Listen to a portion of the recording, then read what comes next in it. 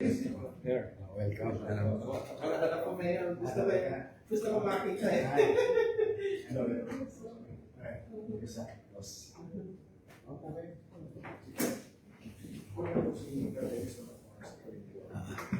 Tol, kamusta? Ayos naman po. Ano po kami mayor na magpapisiya na ma-meet namin kayo.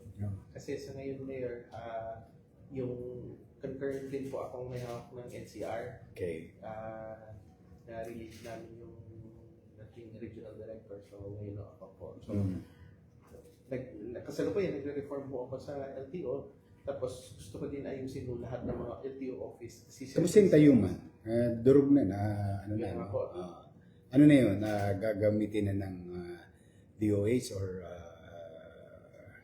Jose Reyes? Opo, wala pa silang formal po na napag-uusap pero balak namin sir na mas may lagi na mas maayos. Saan balak ninyo? Wala pa mayor, tinitingnan namin. Kasi dito yung sa likod ng post office. Yun, doon ako kumukuha eh. Dati tayuman. Ngayon dito sa Manila sa Ngayon, ihahatid na lang namin dito. okay lang. UN. So, yung ano po namin mayor, yung mas maayos namin yung mga LTO offices kasi syempre yung kawawa yung mga nag-aantay eh, tapos wala sa ayos mayor. So, medyo nagta-transform kami na mas mapaganda namin yung mga LTO offices, mga pagsiservisyo. Kaya nag-ano din po kami courtesy sa inyo kung may mga request din kayo sa inyo. Sa amin lang, mga rehistro lang ng ano namin, ng ano tawag yan, vehikulo ng pamahalaan. Nothing. Saka in case po na may mga donation sa inyong, kasi napansin ko yung mga sasakyan na dinonate sa mga LGU, hindi naayos yung mga, padala niyo sa akin, ayos. Kasi ngayon ang ginagawa ko, pag inasikaso na namin pagka-donation, dapat form part of the property of the city government na. So when it's being registered under the city of Manila. Thank you. Opo, lalo na yung mga yung US Embassy, marami silang mga dinodonate sa LGU. In case meron nung na-donate sa inyo, sabihin niyo sa akin, papapilang ko. Oo, sige. Malaking bagay yun. Tapos, tingnan mo, pag-aralan mo yung ano, for purposes of innovation, live examination, kung nasaan sila. Para kang para kang umati ng klase. Tapos mag-e-exam ka. Okay. Di ba? Kasi ako, kumuha akong lisensya ko, nag-e-exam ako. Pumunta pa doon. Hindi, saka talagang sinasagot ko yun. Inaral ko yun. I started doon pa sa sa Timog, ay sa Isabi niyo. Doon ako nag-exam. Tapos yun nga, maghihintay ka. Pero baka with the technology available, which is cheaper nowadays, pag-aralan ninyo na, tingnan nyo lang, na yung examinee or examiner, na siyang, basta ka multi-screen sila sa page ng LTO. So, doon sila kuha exam. Tapos live yung exam para walang daya. Doon sila sasagot. May recorded pa yun. Recorded yun. Basta as long as they are in the webcam. Tama po. Pwede po yan. Ang dami mong maahagip doon. At madideklag mo yung foot traffic ng istasyon. Kung saan nakalocate yung LTO. Tapos DICT ang pwedeng tumulong sa inyo. Multi-screen lang yun. A class of, let's just say,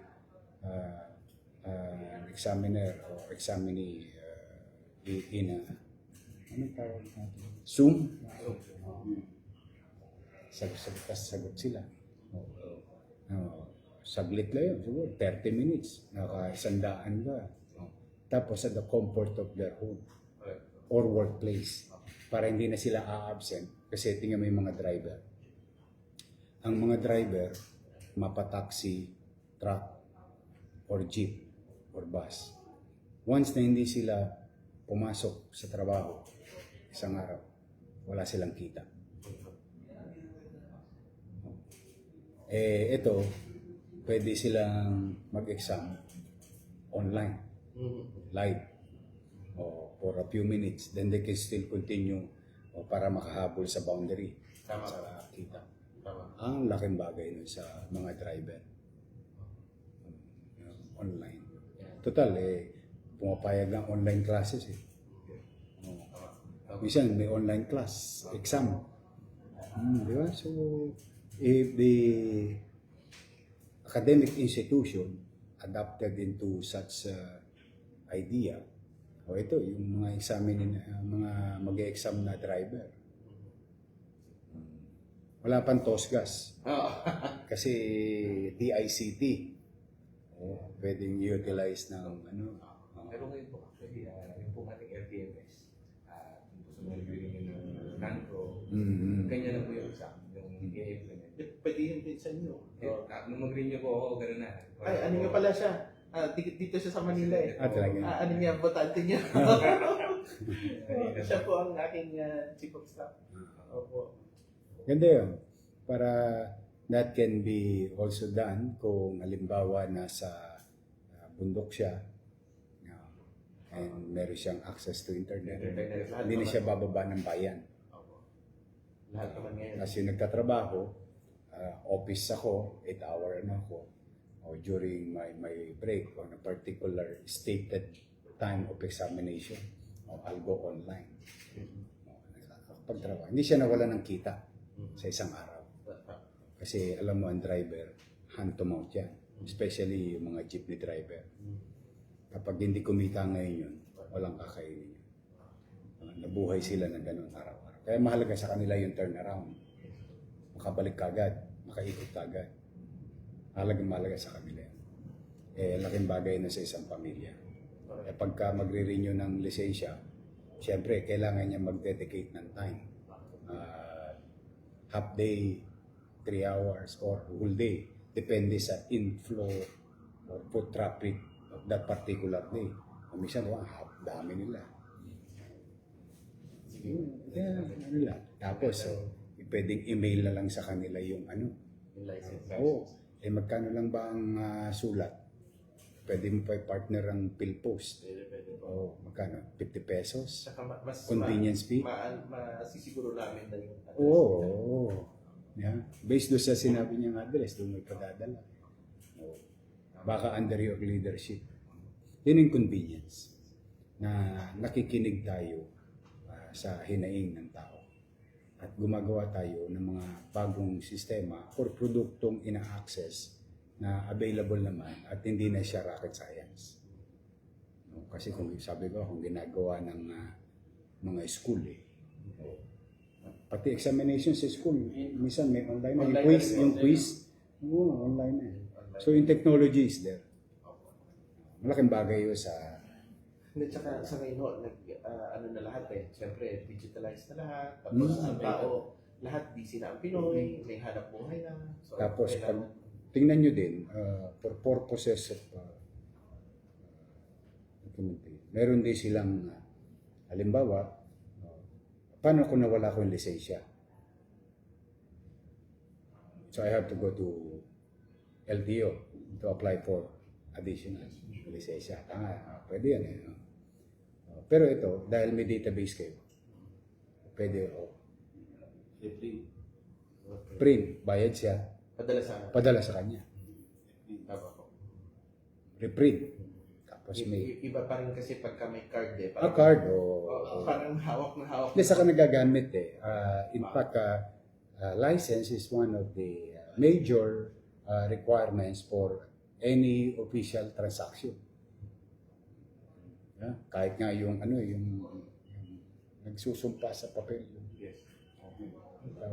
Under oath, affidavit, ginagamit ng driver's license as valid government ID. Primary ID kayo eh. Di ba? Passport, driver's license, then work. Primary ID kayo. Pag yun nangyari, siguro laking kaluwag yan sa mga nagmamaneho. Private man or public utility vehicle. Sa ngayon, mayor talagang yun yung mga namin. Direction. Kung paano natin kaya nire-revise namin lahat. Sa kagagaangan ng trabaho Opo. on your part. Opo. Mabawasan din yung ano sa LTO. Naturally, mamamatay lahat yun. Yung mga masasamang mga nakaraan ng buhay natin. Mauubos yun naturally. That's why dito, hinikayat ko nung first time ko mag-mayor, yung Go Manila. Nakapagbabayad Yes. online. Opo. And we were, I think, the first city government or local government na na-recognize yung e-receipt ng BIR. Yun. Tapos ngayon, nung nawala ako, tinanggal. Then, unti-unti sila bumabalik ulit sa tira ballpen or manual. Ngayon, binalik ko ulit. Ngayon, nag-escalate na kami. Papunta na kami sa Amilyar. Immediate na. Bayad ka online. So kung nasa abroad ka, alam mo yung PIN mo, property index number, Yes po. titulo, pangalan. Nasa ano na kami yan 2025, 2024, at saka 2023 data. So, pausog na ng pausog yun. So, naturally, ang end game, we did not go to City Hall to pay. Ang haba ng pila rito. Ginagawa ko yun. Sobrang payment. Pang-pamilya. Gcash. Ngayon, pwede ka na. May mga, ano na, yun ang end game namin. Magaang para sa mga empleyado ng gobyerno, magaang lalong-lalo na konbinyente sa taxpayer. Doon talaga ang dumadami naman ng traction. Dahil sa Shopee at Lazada. Kasi nung panahon na ginawa ko, hindi pa sikat yung mga online payment eh. Siyempre tatakot pa ang tao. Totoo ba to? Ganyan. Pero ngayon, Lahat online na eh. Even payment ng fines. Sa Mahulio. City of Manila lang. Ayan, komunikasyon. Sir, pagka may mga requesting for deputization sa mga employees. Ayan. Opo. Sumusunod tayo sa universal ano naman. Opo, yung di ba naka-single ticketing po tapo. Oo, yun. Si MMDA po, ibigay ko namin yung sa kanila. Tapos sila po ang nag-aano sa inyo. Opo. Dumaraan po kami sa kanila. Sumunod kami doon sa panawagan ng gobyerno, yung single ticketing. Nakiayon kami doon. Although, by operation of law, pwede naman talaga kami magtatag. Correct. Kaya lang, para hindi na nagtatalo-talo, may ticket sa MMD, may ticket sa Manila, may ticket sa... Iba-iba ito. presyo ngayon. Paiba-iba presyo. Ito So, ngayon, standard. Standard tayo yan. magaling to si Artes. Rolo po yan. Kaya nakikiayo nga. Pati nga yung non-contact, nakiayo na tayo sa kanila. Di ba? Although dito nagsimula yun sa Manila. Pero just the same. Just the same. Para naka-sync, in sync yung local at national. Which katulad yung LTO. We'll try to work hand in hand with you. Tsaka any guidance, Mayor, na kailangan ninyo, nagsabi lang po kayo. Kasi napakaganda ng mga programa. Kailangan ko kasi ang LTO pagka reform natin, tulong-tulong talaga eh. Pagka seryoso ho. Ako, basta yun ang idea ko na mag-online examination, online application, online reprint. Reprint. Tapos mini-mail. Ang laking kagaangan sa empleyado. Yung aliwala sa opisina. At higit sa lahat, ang laking kapakinabangan sa mamamayan.